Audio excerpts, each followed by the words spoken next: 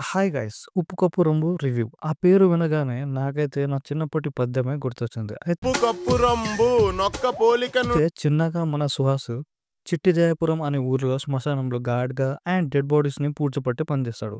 అదే ఊరి పెద్దాయన కూతురిగా కీర్తి సురేష్ ఉంటుంది. ఆమె పేరు పూర్వి. అయితే సడెన్‌లీ పూరి వాళ్ళ నాన్న చనిపోతారు. అయితే ఊరి పెద్దాయనగా రెస్పాన్సిబిలిటీస్ అన్నీ పూరి మీదకొస్తాయి. ఆమె కింద మీద పడి ఊరి సమస్యలన్నీ తీరుస్తా ఉంటే సడెన్‌గా ఒక కొత్త సమస్య వచ్చి పడతది.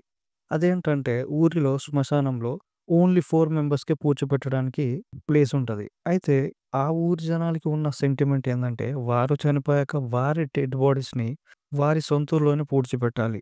కానీ మొత్తం 5గురికి స్థలం మాత్రమే ఉంటది. కానీ చిన్న నలుగురికే స్థలం ఉన్నదని చెప్తాడు. ఒకటేమో వాళ్ళ అమ్మ కోసం అని ఉంచుకుంటాడు. అయితే 4 మెంబర్స్ ఎవరు? వారిని ఎలా సెలెక్ట్ చేశారు? మరి నిజంగా వారిని పూడ్చిపెట్టారా లేదా? అండ్ లాస్ట్‌గా చిన్న తన అమ్మ కోసం శ్మశానంలో ప్లేస్‌ని సొంతం చేసుకుంటాడా లేదా అనేదే సినిమా. మూవీలో కామెడీ మాత్రం డీసెంట్‌గా ఉంటది. But everyone did best at their characters. పర్లేదు బాగుంది సినిమా. వన్ టైమ్ చూడొచ్చు.